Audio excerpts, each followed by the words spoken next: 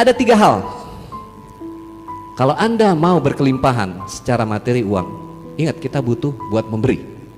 Kenapa? Kita harus mimpi besar supaya bisa dibagi-bagi. Kenapa kalau mimpinya kecil, buat diri sendiri aja kurang. Mau kan menjadi manfaat? 3 hal yang nggak boleh Anda pelit, kita pelit nggak boleh. Ini 3. Semakin kita pelit, semakin melarat, semakin sengsara. Yang pertama, ya, nggak boleh dihemat uang yang buat kesehatan diri. Apalagi pelit buat kesehatan diri.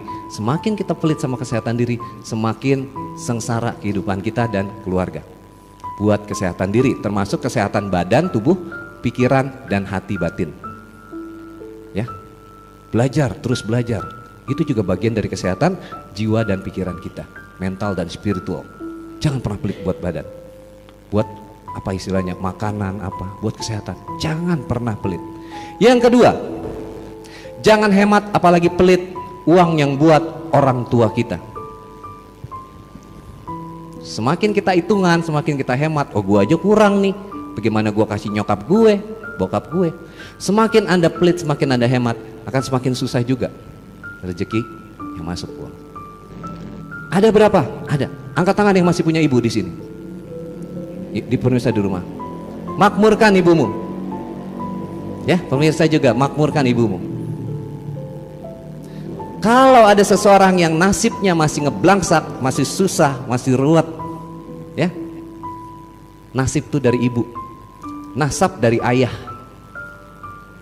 Berarti kalau nasibnya masih ruwet, masih sungsang sumbel, masih melarat, ada masalah dengan ibunya. Karena garis nasib dari ibu, nasab dari ayah. Maka perbaiki hubunganmu dengan ibu. Makmurkan ibu. Mumpung ibu masih ada. Saya udah nggak punya ibu. Satu-satunya yang saya miliki waktu beberapa bulan lalu adalah ibu mertua. Tapi beliau juga sudah berpulang.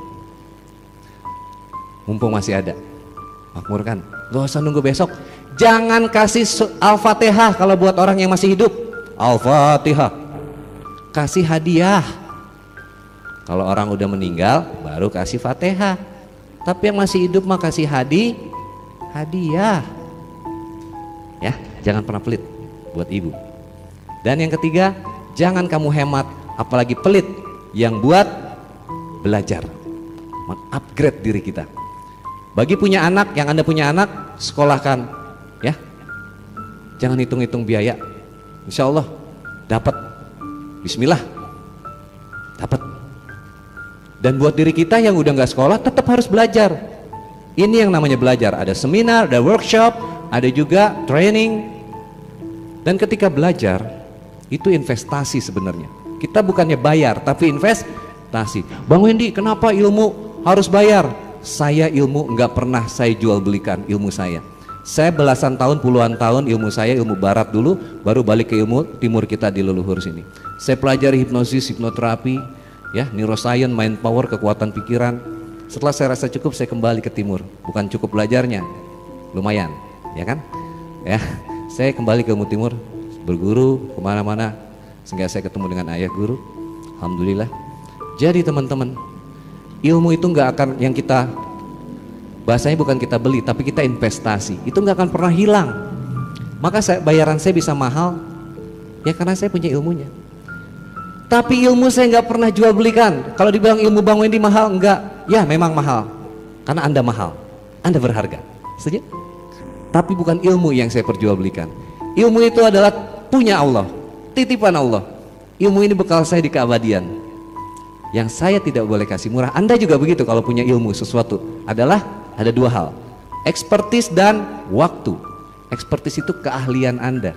Anda bisa ahli di bidang ini, itu perjalanan puluhan tahun, betul? Dan itu nggak boleh dikasih gratis sama orang. Murah aja jangan. Dan waktu yang diberikan. Anda punya expertise, kasih ilmu ke orang, waktu itu nggak pernah bisa di rewind. Artinya ketika Anda harus bersama orang yang dicintai, tapi Anda meluangkan waktu buat orang-orang itu harus dihargai dan itu mahal. Setuju? Jadi kalau Anda tak lihat ke saya, kenapa Bang Wendy selalu ada biayanya? Bukan buat saya, itu buat Anda menghargai dirimu sendiri. Kalau Anda mintanya gratisan terus, maka Anda juga akan dihargai murah kehidupannya. Dan ada hukum pertukaran energi. Sejak zaman Rasulullah pun kita diajarkan. Ketika ada di majelis seperti ini, pernah lihat ada keropak-keropak amal itu? Infak. Nah itu untuk pertukaran energi kita. Jadi jangan pelit sama diri. Ya, mau berkelimpahan, lakukan itu. Insya Allah itu akan membuka jalur-jalur kekayaan. Kita wajib kaya, kita wajib memberi, biar bisa memberi kepada makin banyak orang.